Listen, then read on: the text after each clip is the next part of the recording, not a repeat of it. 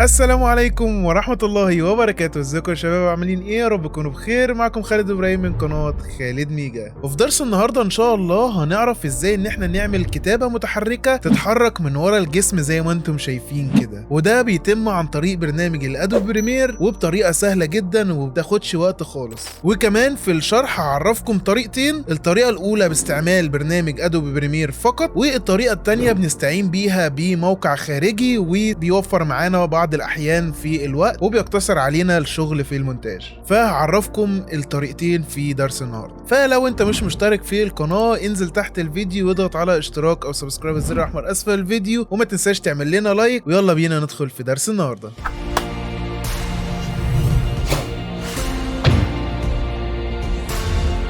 طيب اول خطوه معانا وهي الخطوه اللي احنا هنستخدم فيها ادوبي بريمير فقط، وطبعا الفوتج او الفيديوهات اللي انا بستخدمها في الشرح هكون سايبها لكم للتحميل عشان تقدروا انكم تطبقوها معايا وتتعلموا التأثير دوت بيتعمل ازاي. فاحنا دلوقتي معانا الفيديو دوت على التايم لاين، هنبدا ان احنا نطبق عليه تأثير نعزل الشخص عن الخلفيه. فاول حاجه هنعملها ان احنا ندوس على الفيديو اللي على التايم لاين، هنحدد الفيديو اللي احنا عايزينه وندوس على Alt ونرفع الفيديو لفوق بالشكل دوت، ونخلي ان فيه دايما يكون فيه تراك فاضي في النص. بعد كده نحدد الفيديو اللي احنا نسخناه ونروح على كنترول افكت، ومن كنترول افكت هنلاقي الاوباسيتي. بعد كده هختار من اوباسيتي الفري درو بالشكل ده، هنلاقي ان هو كريت معانا ماسك نقدر ان احنا نحدد بيه جسم الشخصيه. فدلوقتي هبدا ان انا بالفري درو او الاداه الخاصه بالتحديد ابدا ان انا احدد الجسم كله زي ما انتم هتشوفوا في الفيديو دلوقتي.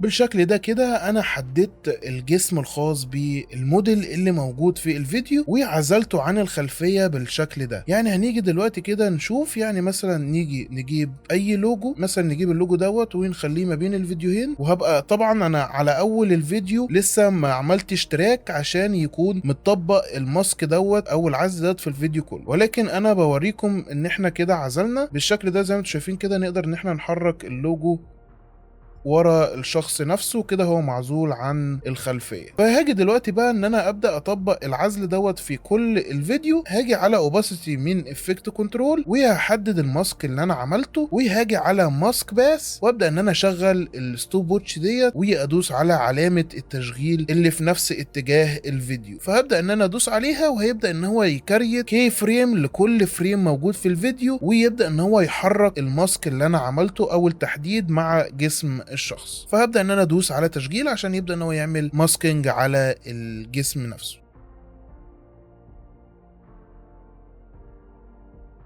تمام، هو كده خلص معايا. لو جيت دوست هنا على الماسك اللي انا عملته، فهنا في دلوقتي غلطات لان طبعا جسم الشخص اتحرك او البوزيشن نفسه اتغير، فالماسك معرفش ان هو يحدد او الذكاء الاصطناعي معرفش ان هو يحدد الجسم نفسه عامل ازاي او بيتحرك بشكل عامل ازاي. فهنبدا ان احنا نشوف الغلطه ديت بدات منين ونبدا ان احنا نصلحها. هلاقي ان هو بدا الماسك يتحرك من هنا، فهبدا ان انا احدد بالشكل ده وادوس على ديليت وابدا ان انا اعمل زوم باللي هي الرابر تول بالشكل ده كده، وابدا ان انا امسح كل اللي كان موجود وابدا ان انا احرك بالشكل ده، وهبدا ان انا اضيف كذا فريم بالشكل ده كده، وابدا ان انا اخليه ان هو يشتغل على الفيديو تاني.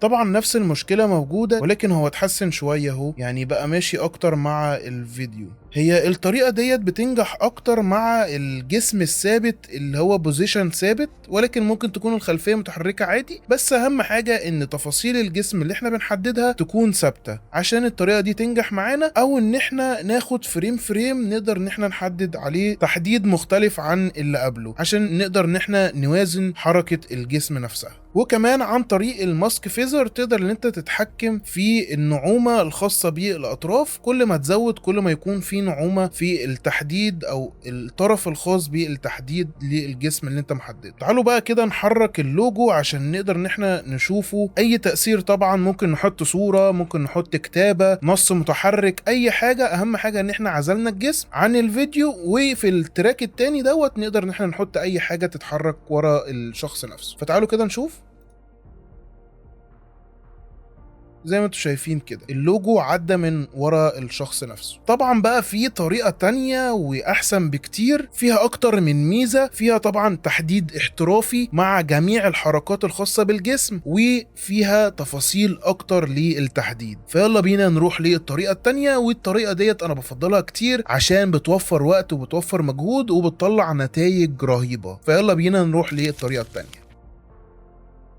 طبعا هكون سايب لكم اللينك الخاص بالموقع انكم تقدروا تدخلوا وتسجلوا على موقع رانواي. طبعا متاح ان انا اسجل في الموقع باكتر من طريقه، ممكن ان انا اسجل عن طريق جوجل، ممكن اسجل عن طريق ابل، وممكن ان انا اعمل بالايميل على طول ايا كان الموقع او اي حاجه تانية. ودي هتكون واجهه الموقع معانا. طبعا هو الموقع مش مجاني، هو الموقع بفلوس، ولكن انا اقدر استخدم الموقع في اي ميزه انا عايزها 3 مرات. يعني هنا ليا 3 كريدت اقدر استخدمها في الموقع، اي ميزه اقدر استخدمها لمره واحده مقابل 1 كريدت. فانا الميزه اللي انا هستخدمها اللي هي الريموف باك جراوند، هاجي عليها بالشكل ده كده، وهاجي هنا على ابلود، وهختار الفيديو اللي انا عايز ان انا اعزل الخلفيه بتاعته. هيبدا ان هو هنا يعمل معايا ابلود زي ما انتم شايفين كده، فانا هستناه لغايه ما الفيديو يترفع وابدا ان احنا نشتغل عليه.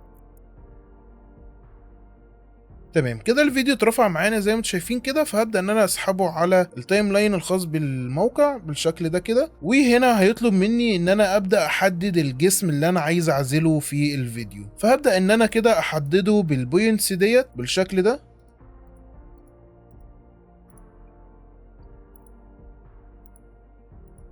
احدد بالشكل ده كده. طبعا هو كده حدد معايا الجسم كله خلاص زي ما انتم شايفين كده. تعالوا ندوس على بريفيو.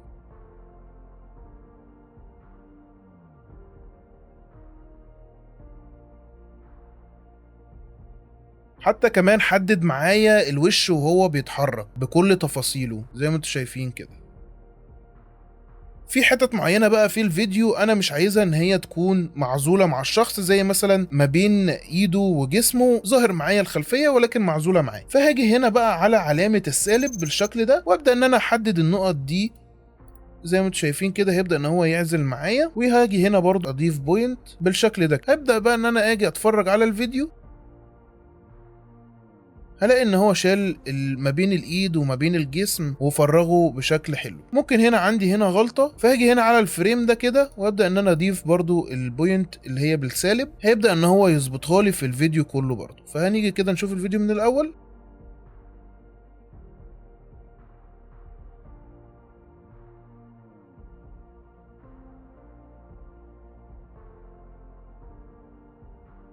زي ما انتم شايفين كده التحديد ممتاز جدا جدا جدا جدا، وما خدش منا اي مجهود ولا اي وقت خالص. طبعا من خلال هنا الفيو اقدر ان انا اتحكم في درجة شفافية الباك جراوند او الخلفية، فزي ما انت بتحب وانت شغال تقدر ان انت تعزلها باي نسبة انت محتاجها. وهنا نقدر ان احنا نتحكم في الفيزر اللي هي درجة نعومة الاطراف او الحرف الخاص بالتحديد. فانا مثلا ممكن احدده على 20 بالشكل ده. زي ما انتم شايفين كده بقى في نعومة معايا في الحرف الجسم زي ما انتم شايفين كده. فطبعا بقى بعد ما اخلص تظبيط الخاص بالفيديو او العزل الجسم من الفيديو، هاجي على دان ماسكينج وابدا ان انا ادوس عليها. زي ما انتم شايفين كده هو طلع معايا الجسم على جرين سكرين عشان اقدر ان انا اعزلها على الفيديو. وهعرفك ازاي ده بيحصل على ادوبي بريمير. هاجي بقى بعد كده ادوس على اكسبورت، وطبعا هبدا ان انا اختار الريزولوشن والفورمات. طبعا هو مش مديلي اوبشن لان انا مش مشترك، ولكن ان انا احمل 720 دي كافيه حتى لو الفيديو بتاعي فول اتش دي او 4K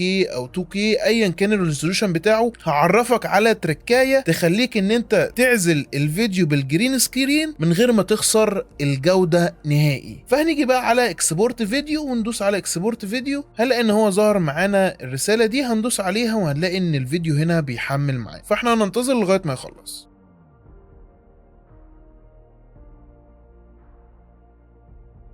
زي ما انتم شايفين كده الفيديو خلاص كده انتهى معايا. فهاجي بقى على الفيديو بالشكل دوت من ال3 نقط هنا وادوس على داونلود. اصبح معايا هنا الفيديو اللي هو الجرين سكرين معايا على التايم لاين زي ما انتم شايفين كده. وطبعا انتم شايفين الاختلاف في الريزولوشن. فانا هبدا ان انا اكبر الصوره بتاعتي بحيث ان هي تكون ماليه الشاشه بالظبط. فانا هخليها على 300 بالشكل ده كده، بحيث ان هي تملى الشاشه وتكون بنفس مقاس الفيديو الاساسي. وهاجي بقى على الفيديو الاساسي، وركزوا جدا في التركايه دي عشان هي دي التركايه اللي مش هنخسر بسببها الكواليتي الخاصه بالفيديو. هاجي بقى على الفيديو بالشكل دوت وادوس على الت، وهبدا ان انا ارفع كده الفيديو بحيث ان هو يكرر لي الفيديو. هاجي بقى على الفيديو الاساسي، مش الجرين سكرين، ده الجرين سكرين خلاص. هاجي بقى على الفيديو الاساسي وهروح على افكتس وهبحث على تراك ميد كي، وهاجي اسحب الافكت ده على الفيديو اللي انا مكرره، وهبحث على افكت تاني هكتب كلمة كي بالشكل ده، هلاقي حاجة اسمها الترا كي، هسحبها على الفيديو اللي هو الجرين سكرين. هحدد بقى الفيديو اللي هو الجرين سكرين واروح على افكت كنترول بالشكل ده كده، هلاقي الافكت الالترا كي. هبدا هنا اخد الاداه اللي هي الخاصه بالكي كولر، وهاخد